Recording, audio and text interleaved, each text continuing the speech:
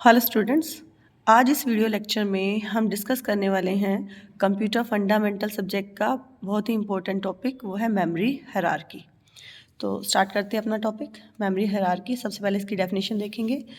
Actually memory hierarchy क्या है? Computer की मेमोरी को डिफरेंट लेवल्स में डिवाइड किया जाता है ताकि कंप्यूटर को एफिशिएंटली हम इस्तेमाल कर सके, कंप्यूटर को एफिशिएंटली यूज़ कर सके। तो ये इसकी डेफिनेशन है। Memory hierarchy refers to the structure of memory.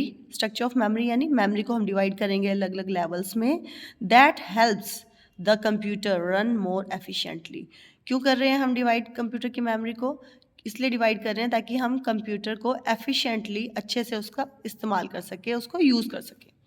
फिर है कि जो हम कंप्यूटर की मेमोरी को ऑर्गेनाइज करते हैं अलग अलग लेवल्स में, वो किस बेस पे हम ऑर्गेनाइज करेंगे? It organize memory into different levels based on speed, size and cost. पहले आप इसका डायग्राम देखें। ये मेमोरी हायरार्की डिज़ाइन है। कंप्यूटर की मेमोरी को हम 4 लेवल्स में डिवाइड करते हैं। सबसे पहले सीपीयू रजिस्टर्स, फिर कैशे मेमोरी, फिर मेन मेमोरी और सेकेंडरी मेमोरी। हमने कंप्यूटर की मेमोरी को 4 लेवल्स में डिवाइड कर दिया।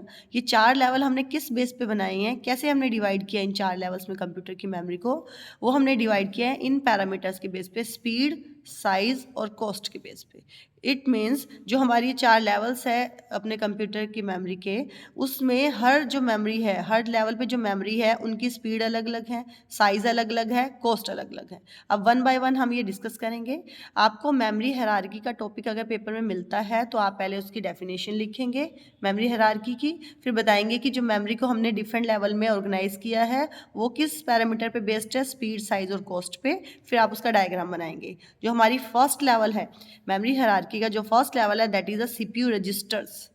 अभी हम वन बाय वन सबको डिटेल में डिस्कस करेंगे। सेकंड लेवल पे है हमारी memory cache memory, third level पर है मेन मेमोरी और उसके बाद लास्ट लेवल पर है हमारी सेकेंडरी मेमोरी। तो ये 4 लेवल है हमारी मेमोरी हायरार्की के, जो हम मेमोरी हायरार्की डिज़ाइन नाम से हेडिंग बना के आप इसका डायग्राम बनाएंगे। अब हमने बात की थी जो मेमोरी को हम ऑर्गेनाइज कर रहे हैं डिफरेंट लेवल्स पे, वो डिपेंड है on speed, size and cost. तो आप इस डायग्राम को ध्यान से देखिए। यहाँ पे मैंने लिखा है स्पीड।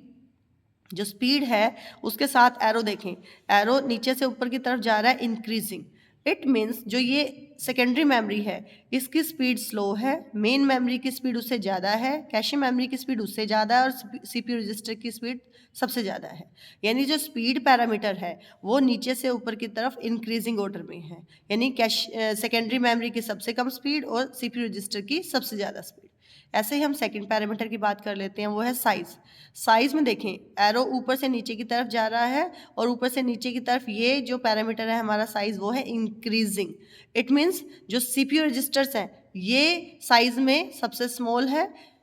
कैशे मेमोरी साइज़ में सीपीयू रजिस्टर से बड़ा है साइज़ में, मेन मेमोरी कैशे मेमोरी से बड़ी है साइज़ में और सेकेंडरी मेमोरी साइज़ में तीनों मेमोरी से बड़ी है। तो साइज़ हमारा इंक्रीजिंग ऑर्डर में है ऊपर से नीचे की तरफ। ऐसे ही हम देखेंगे थर्ड पैरामीटर हमारा वो है कॉस्ट। कॉस्ट देखें, नीचे से ऊपर की तरफ एरो बना है इंक्रीजिंग। इट मीन्स सबसे कम कॉस्ट किसकी है? हमारी सेकेंडरी मेमोरी की। उससे ज़्यादा कॉस्ट है मेन मेमोरी की, उससे ज़्यादा कॉस्ट है कैशे मेमोरी की और सबसे ज़्यादा कॉस्ट है हमारे सीपीयू रजिस्टर की। तो ऐसे हमने कंप्यूटर की मेमोरी को डिवाइड किया है अलग अलग लेवल्स में based on speed, size and cost. अगर पेपर में आपको टॉपिक ये आता है तो अगर आपको इसके बारे में ज़्यादा नॉलेज नहीं भी है इस टॉपिक के बारे में, इस डायग्राम के साथ जो ये 3 एरो आप देख रहे हैं, आप इसमें 3-3 लाइनें तो सीधे लिख सकते हैं कि सीपीयू रजिस्टर जो स्पीड है सबसे ज़्यादा, सीपीयू रजिस्टर की जो साइज़ कैपेसिटी है सबसे कम, सीपीयू रजिस्टर की जो कॉस्ट है सबसे ज़्यादा। ऐसे ही कैशे मेमोरी की जो स्पीड है वो मेन मेमोरी से ज़्यादा है बट सीपीयू रजिस्टर से कम है। जो साइज़ है सीपीयू रजिस्टर से ज़्यादा है और मेन मेमोरी से कम है। जो कॉस्ट है वो हमारी कैशे मेमोरी की कॉस्ट मेन मेमोरी से ज़्यादा है बट सीपीयू रजिस्टर से कम है। तो 3 पॉइंट तो हमें सीधे सीधे मिल जाते हैं इस डायग्राम की हेल्प से, जो हम इन लेवल की मेमोरीज में लिख सकते हैं। तो हम वन बाय वन डिस्कस करेंगे। फर्स्ट है हमारा सीपीयू रजिस्टर्स। सीपीयू रजिस्टर्स क्या है? अभी हमने देखा सीपीयू रजिस्टर साइज में क्या है, ऊपर से नीचे इंक्रीजिंग है, तो इसका मतलब सीपीयू रजिस्टर साइज में सबसे छोटा है।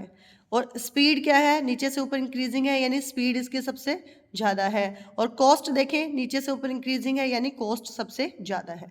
इट मीन्स अगर मैं यहाँ पे आपको बताऊँ, CPU रजिस्टर की जो स्पीड है, हाई स्पीड मेमोरी है ये, हाई स्पीड मेमोरी, और जो कॉस्ट है हमारी सबसे ज़्यादा कॉस्टली है ये, और जो हमारी इसकी साइज़ है ये स्मॉल साइज़ की मेमोरी है। तो देखिए 3 पॉइंट्स यहाँ पे हम कैसे लिखेंगे। फर्स्ट पॉइंट हम लिखेंगे CPU रजिस्टर में, registers are small and high speed memory. यही बताया मैंने आपको अभी, स्मॉल साइज में स्मॉल है लेकिन स्पीड इसकी सबसे ज़्यादा है, तो registers are small and high speed memory. Next है कि जो रजिस्टर्स हैं वो कंप्यूटर में कहाँ पर लोकेट करती है। जो रजिस्टर्स है वो CPU की खुद की मेमोरी को हम बोलते हैं। जो CPU है हमारा सेंट्रल प्रोसेसिंग यूनिट, जो कि हमारे कंप्यूटर का प्रोसेसर है, उसके अंदर जो खुद की बिल्ट इन मेमोरी होती है उसको हम बोलते हैं रजिस्टर्स। तो registers are located in CPU। उसके बाद है कि जो हमारे रजिस्टर्स हैं उसमें किस टाइप के डाटा को हम स्टोर करते हैं। They are use to store the most frequently use data and instructions. ऐसा डाटा, ऐसी इंस्ट्रक्शन जो CPU को बहुत बार बार यूज़ करनी पड़ती है, फ्रिक्वेंटली CPU को यूज़ करनी होती है, तो CPU उन डाटा इंस्ट्रक्शंस को कहाँ सेव कर लेता है, अपने खुद की मेमोरी में, जिसको हम रजिस्टर्स कहते हैं। फिर है registers have the fastest access time and smallest storage capacity. ये हम बात कर ही चुके हैं कि जो साइज़ है हमारे रजिस्टर का सबसे कम है, स्मॉलेस्ट साइज कैपेसिटी है इसकी, लेकिन इसका एक्सेस टाइम क्या है, फास्टेस्ट। अब एक्सेस टाइम क्या होता है, एक्सेस टाइम को हम समझते हैं। Suppose this is a CPU को काम करने के लिए डाटा चाहिए होता है, इंस्ट्रक्शन चाहिए होती है मेमोरी से। तो CPU जब रिक्वेस्ट करता है उस डाटा को लेने की, और जब वो डाटा उसको मिलता है, उसके बीच का जो टाइम है उस टाइम को हम बोलते हैं एक्सेस टाइम। अब जो रजिस्टर्स हैं, रजिस्टर कहाँ पर है, CPU के अंदर। रजिस्टर CPU की बिल्ट इन मेमोरी है। अब इसको रिक्वेस्ट जो डालनी है और इसको यहाँ से जो डाटा मिलेगा, उसके बीच का टाइम क्या होगा, वेरी मिनिमम टाइम। बहुत ही कम टाइम में CPU को डाटा यहाँ से अवेलेबल हो जाएगा। तो इसलिए हम बोल रहे हैं कि रजिस्टर्स जो है उसका जो एक्सेस टाइम है that is very fastest. So registers have the fastest access time but smallest storage capacity. तो ये टॉपिक है हमारा CPU रजिस्टर्स का। उसके बाद नेक्स्ट लेवल पे हमें मिलती है कैशे मेमोरी। कैशे मेमोरी जो है, कैशे मेमोरी कई बार स्मॉल क्वेश्चन में टॉपिक आ जाता है कैशे मेमोरी का। तो अगर हमें पेपर में कैशे मेमोरी का टॉपिक मिले तो आपको तब भी ऐसे ही एक्सप्लेन करना है जो अभी हम डिस्कस करेंगे इस टॉपिक को। Cache memory is a high speed memory. Cache memory की स्पीड भी हाई है, बट ये साइज में स्मॉल है, but faster then RAM, main memory. अभी हमने बात की थी जो सेकंड लेवल पे है हमारी कैशे मेमोरी थर्ड लेवल पे है हमारी मेन मेमोरी के कंपैरेटिवली जो हमारी कैशे मेमोरी है that is a faster, but size में वो क्या है, स्मॉल। अभी आपको डायग्राम से एक्सप्लेन किया था, वही यहाँ पर लिखा है, cache memory is small in size but faster than main memory. उसके बाद है the CPU can access cache memory more quickly than primary memory. अब देखिए इसे आप ऐसे समझें, जैसे अभी हमने बात की थी CPU की, ये CPU है, ये है हमारे कंप्यूटर की मेन मेमोरी। तो जो हमारी कैशे मेमोरी है वो कहीं पर CPU और मेन मेमोरी के बीच में इंसर्ट होती है, और जो रजिस्टर्स हैं वो तो हमारे CPU की बिल्ट इन मेमोरी के ही होती है, CPU के अंदर ही होते हैं हमारे रजिस्टर्स। अब आप देखिए, ध्यान दें, CPU जब इंटरेक्ट करेगा मेन मेमोरी से और कैशे मेमोरी से, तो cache memory is closer to CPU as compare to main memory. Main memory के कंपैरिजन में कैशे मेमोरी CPU के नज़दीक है, तो इसलिए CPU कैशे मेमोरी से इंटरेक्शन जल्दी कर सकता है as compare to main memory. इसलिए हम कह रहे हैं जो कैशे मेमोरी है उसका एक्सेस टाइम क्या है, फास्ट है as compare to our main memory और प्राइमरी मेमोरी। तो अब देखें यहाँ पे नोट्स में, the CPU can access cache memory more quickly than primary memory. क्यों? क्योंकि जो हमारी कैशे मेमोरी है वो CPU के नज़दीक है as compare to our primary memory. उसके बाद है कैशे मेमोरी में हम किस टाइप का डाटा स्टोर करते हैं। Cache memory store frequently use data and instructions. देखें एक चीज़ आप याद रखें, जो मेमोरी CPU के नज़दीक है, क्लोज है, उसमें उस टाइप का डाटा और इंस्ट्रक्शन को स्टोर किया जाता है जो सीपीयू को बार बार यूज़ करनी है, यानी फ्रिक्वेंटली यूज़ करनी है। तो वही बात हमने यहाँ पे लिखी है कि cache memory store frequently use data in instructions, then it improve overall speed and efficiency of the computer. जो कैशे मेमोरी है वो क्या करती है, कंप्यूटर का ओवरऑल एफिशिएंसी और कंप्यूटर की ओवरऑल स्पीड को इम्प्रूव करती है। उसके बाद हमारे पास है types of cache memory. Types of cache memory में कैशे मेमोरी के फर्दर 3 लेवल्स हैं, L1 cache, L2 cache and L3 cache. One by one हम डिस्कस करते हैं। सबसे पहले L1 cache. L1 cache is the first level of cache memory that is present inside the processor. अभी हमने बात की जो सीपीयू है, प्रोसेसर हम बोलते हैं सीपीयू को, सीपीयू के अंदर इनसाइड मेमोरी होती है हमारी कैशे मेमोरी। कैशे मेमोरी के भी 3 लेवल है, उसमें जो फर्स्ट लेवल है हमारा L1 कैशे। L1 कैशे हमारा कैशे का फर्स्ट लेवल है और ये सीपीयू के इनसाइड प्रेजेंट है, यानी सीपीयू के अंदर रिजाइड करती है, लोकेट करती है हमारी L1 कैशे। फिर है स्मॉल, ये साइज में स्मॉल है, it is present in a small amount inside every core of the processor separately. इसको हम कैसे समझेंगे, सपोज हमारा कंप्यूटर है, कंप्यूटर में अगर एक से ज़्यादा सीपीयू हैं, फॉर एग्जांपल एक कंप्यूटर में हम 4 सीपीयू पे काम कर रही हैं, CPU 1, CPU 2, CPU 3 and CPU 4। तो हर सीपीयू के खुद की जो मेमोरी है that is the L1 cache. इसकी खुद की L1 कैशे है, इसकी खुद की L1 कैशे है, थर्ड सीपीयू की खुद की L1 कैशे है, ऐसे फोर्थ सीपीयू की खुद की L1 कैशे है।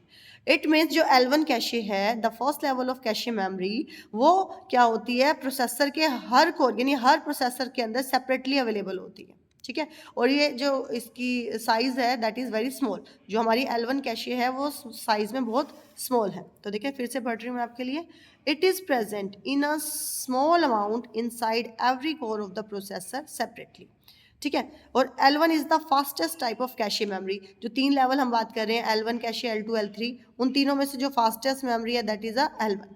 उसके बाद जो L1 हम बात कर रहे हैं, L1 कैशे की जो साइज़ कैपेसिटी है दैट इज़ वेरी स्मॉल।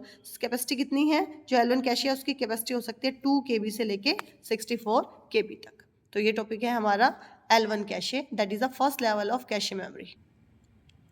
उसके बाद है हमारे पास L2 कैशे, ऐसे डिस्कस करेंगे जैसे हमने L1 को किया है। सबसे पहले पॉइंट आप लिखेंगे, this is the second level of cache memory. ये सेकंड लेवल है कैशे मेमोरी का, लेकिन ये सीपीयू के इनसाइड भी अवेलेबल हो सकती है और आउटसाइड भी अवेलेबल हो सकती है। मतलब अभी जैसे हमने समझा कि अगर एक कंप्यूटर में 4 सीपीयू हैं, C1, C2, C3 and C4, तो जो L2 कैशे है वो C1 के अंदर भी अवेलेबल हो सकती है, C2 के अंदर सेपरेट भी हो सकती है L2, ऐसे ही C3 के अंदर सेपरेट हो सकती है, ऐसे C4 के अंदर सेपरेट हो सकती है। अगर ये इनसाइड है फिर तो सभी प्रोसेसर के पास अपने सेपरेट L2 कैशे है, लेकिन अगर ये इनसाइड नहीं है, अगर ये प्रोसेसर से आउटसाइड है L2 कैशे, तब ये L2 कैशे को सभी प्रोसेसर क्या करते हैं, शेयर करते हैं। सो अब हम पढ़ते हैं इसको फिर से। L2 cache, it is the second level of cache memory that may present inside or outside the CPU. If it is not present inside the CPU, not present का मतलब है अगर वो inside नहीं है, यानी अगर वो CPU के outside available है, then it can be shared by all the cores of CPU. जैसे अभी आपको डायग्राम से बताया कि अगर जो हमारी L2 कैशे है वो CPU के अंदर अवेलेबल नहीं है, इससे outside अवेलेबल है, तो सारे ही जो हमारे प्रोसेसर हैं वो क्या करेंगे, इसको शेयर करेंगे, यूज कर सकते हैं। Then L2 cache memory has a higher capacity than L1 cache memory. L1, L2, L3, L1, L2, L3 जो 3 लेवल हैं, ये साइज में इंक्रीजिंग ऑर्डर, यानी L1 की कैपेसिटी कम, L2 की उससे ज़्यादा और L3 की उससे ज़्यादा। तो यहाँ पे यही लिखा है, L2 cache memory has a higher capacity than L1 cache memory. Higher है तो कितनी है इसकी कैपेसिटी, क्या रेंज है, the size of L2 cache ranges from 256 KB to the 512 KB। आप देख ही रहे हैं, L1 कैशे मेमोरी में हमने डिस्कस किया था, L1 कैशे मेमोरी में जो कैपेसिटी है that is 2 KB to the 64 KB, 2 KB से लेके 64 KB तक हमारी L1 कैशे हो सकती है, लेकिन L2 कैशे जो है वो 256 KB से लेके 512 KB तक हो सकती है। उसके बाद बात करते हैं हम L3 कैशे की। L3 is the third level of cache that is present outside the CPU। सीधा लिखा है कि L3 कैशे है जो वो CPU के बाहर ही अवेलेबल होती है, अगर बाहर है तो it is share by all the cores of the CPU, अभी एक्सप्लेन आपको कर ही चुके हैं। L3 cache memory has higher capacity than L1 and L2, ये भी बता दिया आपको कि L3 कैशे की जो कैपेसिटी है, storing capacity, that is more than L1 and L2। L3 cache is use to increase the performance of L1 and L2 cache. Actually जो L3 कैशे है वो L1 और L2 का ओवरऑल परफॉर्मेंस को improve करती है। अब हमने बात की कि L3 जो है उसकी हायर कैपेसिटी है, storing capacity higher than L1 and L2, और कितनी है वो capacity? The size of L3 cache ranges from 1 MB to the 8 MB। तो ये है हमारा L3 कैशे। उसके बाद हम बात करते हैं मेन मेमोरी की। मेन मेमोरी को हम प्राइमरी मेमोरी भी कहते हैं। मेन मेमोरी की जो स्टोरिंग कैपेसिटी है वो ज़्यादा है as compare to cache memory, लेकिन ये कैशे मेमोरी से इसकी जो स्पीड है दैट इज़ स्लो। क्यों? क्योंकि कैशे मेमोरी सीपीयू के नज़दीक है और प्राइमरी मेमोरी सीपीयू से थोड़ी दूर पड़ती है, इसलिए इसकी स्पीड स्लो हो जाती है as compare to cache memory. Then main memory का इस्तेमाल कहाँ पे किया जाता है? Main memory is use to store data and instruction that are currently in use by the CPU. CPU जिस डाटा या इंस्ट्रक्शन पे काम कर रहा होता है उस डाटा इंस्ट्रक्शन को स्टोर करते हैं हम मेन मेमोरी में। तो ये टॉपिक है हमारा मेन मेमोरी का। मेन मेमोरी को हम प्राइमरी मेमोरी भी कहते हैं। उसके बाद है हमारे पास secondary memory. This is the last level of memory hierarchy. Secondary memory is a non volatile memory. Non volatile क्या होता है? What is the non volatile feature of the computer memory? Non volatile का मतलब होता है कि अगर आपकी कंप्यूटर सिस्टम की पावर ऑफ हो जाए, यानी कि कंप्यूटर सिस्टम को आपने बंद भी कर दिया, उसके बावजूद भी वो डाटा लॉस्ट ना हो, यानी अगर आपके कंप्यूटर में जो पावर हमने दे रखी है, पावर को हम बंद कर दे, कंप्यूटर को पावर ना दे, उसके बावजूद भी आपका डाटा लॉस्ट ना हो, उस फीचर को हम बोलते हैं नॉन वोलेटाइल। और जो हमारी सेकेंडरी मेमोरी है उसका नेचर क्या है? Non volatile memory. यानी सेकेंडरी मेमोरी में आपने डाटा जो सेव कर दिया है एक बार, चाहे लाइट चली भी जाए, चाहे आपका कंप्यूटर बंद हो जाए, लेकिन आपका वो डाटा लॉस्ट नहीं होगा। नॉन वोलेटाइल का मतलब है डाटा लॉस्ट नहीं होगा, चाहे आप पावर कनेक्शन बंद कर दे, चाहे कंप्यूटर को आप बंद कर दे। तो ये है हमारा फीचर सेकेंडरी मेमोरी का। Secondary memory is a non volatile memory. लेकिन प्राइमरी मेमोरी जो होती है उसका नेचर होता है वोलेटाइल। प्राइमरी मेमोरी का नेचर होता है वोलाटाइल, यानी कि अगर आप का डाटा उसमें है, मेन मेमोरी में है, और पावर बंद हो जाती है, आपका कंप्यूटर आप बंद कर देते हैं, यानी अगर आप काम कर रहे हैं किसी फाइल पे और आपने फाइल को सेव नहीं किया, आप जिस फाइल पे काम कर रहे हैं वो फाइल कहाँ पर है? मेन मेमोरी में, और आपने उस फाइल को सेव नहीं किया, क्योंकि सेव करते ही फाइल आ जाती है आपकी सेकेंडरी मेमोरी में। अगर आप किसी फाइल पे काम कर रहे हैं, वो मेन मेमोरी में है, और अगर आपका कंप्यूटर बंद हो जाता है, तो मेन मेमोरी का नेचर है वोलेटाइल। वोलेटाइल का मतलब है जैसे ही पावर ऑफ हो जाएगी आपका डाटा क्या हो जाएगा? लॉस्ट हो जाएगा। ठीक है। लेकिन जो हमारी सेकेंडरी मेमोरी है, सेकेंडरी मेमोरी का एग्जाम्पल है हार्ड डिस्क। हार्ड डिस्क, अगर आपने जिस भी फाइल पे काम कर रहे हैं उसे सेव कर दिया, तो वो डाटा कहाँ पे सेव हो जाता है? हमारी सेकेंडरी मेमोरी में। और सेकेंडरी मेमोरी है जो उसका नेचर है नॉन वोलेटाइल, यानी अगर आपने डाटा एक बार सेकेंडरी मेमोरी में सेव कर लिया, चाहे पावर आपके कंप्यूटर की ऑफ भी हो जाए, कंप्यूटर को आप बंद भी कर दे, आपका डाटा लॉस्ट नहीं होगा। तो secondary memory is a non volatile memory. फिर it has a larger storage capacity than main memory. हमने मेमोरी हायरार्की के डायग्राम में डिस्कस भी किया था कि जो हमारी सेकेंडरी मेमोरी है उसकी स्टोरेज कैपेसिटी क्या है? सबसे ज़्यादा, तो इसकी लार्जेस्ट स्टोरेज कैपेसिटी है then any other memories. Then it is used to store data and instruction that are not currently in use by the CPU. देखिए, जो CPU इस टाइम काम कर रहा है जिस फाइल पर, वो डाटा तो होता है आपका मेन मेमोरी में। मेन मेमोरी हमने बात की है, main memory is use to store data instruction data currently in use by the CPU. लेकिन जब सीपीयू उस फाइल पे काम नहीं कर रहा है तो उस फाइल को हम सेव कर देते हैं, सेव करते ही वो फाइल कहाँ जाती है? हमारी सेकेंडरी मेमोरी में। तो इसलिए हमने लिखा it is use to store data and instructions that are not currently in use by the CPU. उसके बाद है secondary storage has the slower speed than other memories. जो सेकेंडरी मेमोरी है उसकी स्पीड बाकी मेमोरीज से क्या है? स्लो है। क्यों? क्योंकि देखिए, इसको आप ऐसे समझे, जो सीपीयू है, सीपीयू की खुद की मेमोरी को हम बोल रहे हैं रजिस्टर, उसके बाद जो मेमोरी इसके नज़दीक है वो है हमारी कैशे मेमोरी, उसके बाद जो हमारी थर्ड मेमोरी है इसके वो है हमारी प्राइमरी मेमोरी, उसके बाद जो हमारी लास्ट मेमोरी है मेमोरी हायरार्की की वो है हमारी सेकेंडरी मेमोरी। तो जितनी मेमोरी सीपीयू से दूर होगी देख रहे हैं आप, सेकेंडरी मेमोरी सीपीयू से सबसे ज़्यादा दूर है। जितनी मेमोरी जो भी मेमोरी सीपीयू से जितनी दूर होगी, सीपीयू को उसका डाटा एक्सेस करने में उतना ही ज़्यादा टाइम लगेगा। तो इसलिए हम बोलते हैं कि secondary storage has the slowest speed than other memories. देखें, रजिस्टर के डाटा को ये जल्दी एक्सेस कर सकता है, इसलिए इसकी स्पीड ज़्यादा है। कैशे मेमोरी के डाटा को वो रजिस्टर से थोड़ा ज़्यादा टाइम लेगा, लेकिन बाकी मेमोरी से, प्राइमरी सेकेंडरी से जल्दी एक्सेस कर सकता है। और प्राइमरी मेमोरी के डाटा को एक्सेस करने में रजिस्टर और कैशे मेमोरी से ज़्यादा टाइम लगेगा, लेकिन सेकेंडरी मेमोरी से कम टाइम लगेगा। लेकिन सेकेंडरी मेमोरी के डाटा को एक्सेस करने में सीपीयू को सबसे ज़्यादा टाइम लगता है, क्योंकि सेकेंडरी मेमोरी सीपीयू से सबसे ज़्यादा दूर होती है। तो इसलिए हम यहाँ लिखते हैं secondary storage has the slowest speed than other memories. और कॉस्ट की अगर बात करें हम, तो सेकेंडरी मेमोरी जो है that is the least expensive, सबसे कम कॉस्टली है हमारी secondary memory. It is the least expensive memory in the memory hierarchy. तो ये टॉपिक है हमारा सेकेंडरी मेमोरी का। अच्छा, एक बात और आपको बतानी है, सेकेंडरी मेमोरी को ऑक्सिलरी मेमोरी भी कहा जाता है, ऑक्सिलरी मेमोरी, और इसको ही एक्सटर्नल मेमोरी भी कहते हैं। तो अगर शॉर्ट में आपको मिले कि explain the axillary memory, external memory, तो आप ये टॉपिक वहाँ पे एक्सप्लेन कर सकते हैं। तो ये टॉपिक है हमारा मेमोरी हायरार्की का, and this is very important topic. Computer fundamental paper में आपको मेमोरी हायरार्की का टॉपिक डिटेल भी आ सकता है कि explain the memory hierarchy in detail. आप डिटेल एक्सप्लेन करेंगे विद द डायग्राम, डायग्राम भी बताएंगे और हर लेवल को एक्सप्लेन करेंगे। और इसके साथ आपको शॉर्ट क्वेश्चंस में भी मिल सकता है, explain the cache memory, explain the primary memory, या एक्सप्लेन द सेकेंडरी मेमोरी, अलग से भी आपसे पूछा जा सकता है। तो इसलिए हम बोलते हैं मेमोरी हायरार्की का टॉपिक बहुत इंपॉर्टेंट है कंप्यूटर फंडामेंटल्स के एग्जाम के लिए। तो I hope this topic is clear to you all. Thank you.